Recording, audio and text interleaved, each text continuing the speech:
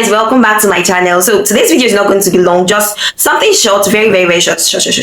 Yeah, into this video I'm going to be showing you how to add this effect to your video. I'm going to be showing you how to add this effect to your video. So let's get straight into editing. I'm not going to waste much of your time, but don't forget to subscribe. Don't forget to subscribe, like this video, share and comment. So let's be going. So guys, first of all, you choose the video you want to add the effect to, then you click on effects. After clicking on effect, you click on video effects, then you scroll down and then you see this one over here, phone clarity. You click on it and that's all. So let's see.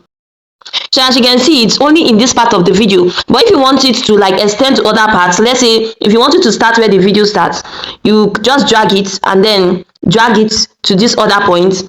But if you don't want it to start and end where the video ends, you just reduce it and then make it stay in the part where you want it to show. You can shift this if you want. You could just drag it to this side, or you could hold on it and then press it to this side.